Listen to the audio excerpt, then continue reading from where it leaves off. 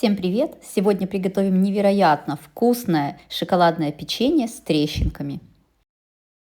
Это на самом деле очень простое, быстрое в приготовлении, а главное бюджетное печенье. Оно выходит с хрустящей корочкой, но при этом очень мягкое и нежное внутри. Потребуются нам самые доступные ингредиенты. В миску вбиваем 2 больших яйца. К яйцам добавляем щепотку соли. Желательно, чтобы яйца были комнатной температуры. Немного взбиваем венчиком либо вилкой. В яйцах комнатной температуры быстрее и лучше растворяется сахар. Далее добавляем ванильный сахар, либо совсем немного ванилина на кончике ножа. Добавляем масло рафинированное, либо любое другое масло, например, можно добавить кокосовое масло. Всыпаем сахар. И все хорошо перемешиваем венчиком. Нам здесь не потребуется даже миксер. Вымешиваем примерно 2-3 минутки, буквально, чтобы все ингредиенты объединились и масса стала однородной.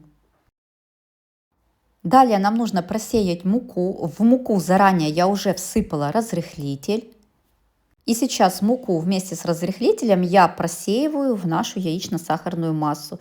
И добавляем какао. Какао обязательно нужно просеять, поскольку часто какао бывает с комочками. После того, как просеяли сухие ингредиенты, нам необходимо все вымешать до однородной массы. Я это делаю с помощью маленького венчика, можно с помощью ложки, либо силиконовой лопатки. Старайтесь выбирать какао максимально вкусное и максимально темное, тогда ваше печенье будет очень и очень вкусным. Посмотрите, какая невероятная шоколадная масса у нас получается. Далее нам необходимо это тесто поставить в холодильник примерно на 2 часа, либо в морозилку на 30 минут, чтобы нам было удобно с ним работать. Я уже заранее включила духовку на 180 градусов. Далее я достаю наше шоколадное тесто, оно уже хорошо подмерзло. Также я заранее приготовила тарелочку с сахарной пудрой. Я беру небольшое количество шоколадного теста, формирую из этого теста шарик и обкатываю его в сахарной пудре. Не жалейте сахарной пудры, чем больше сахарной пудры, тем лучше и красивее трещинки в итоге получатся.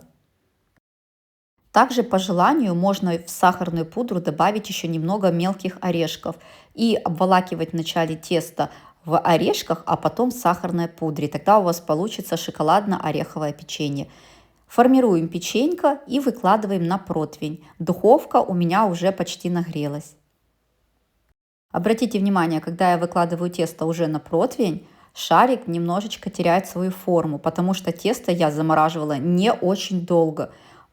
Если вы оставите тесто в морозилке на долгое время, либо на несколько часов в холодильнике, тесто будет очень холодным, шарик будет держать форму. Но тогда при выпекании бывает такое, что оно не до конца пропекается. Сверху оно в корочке, а внутри оно сыроватое. Поэтому я всегда делаю вот такую среднюю консистенцию, чтобы формировался хорошо шарик. Но при этом, когда я выкладываю этот шарик на противень, шарик принимает форму печенья. Это самый оптимальный вариант.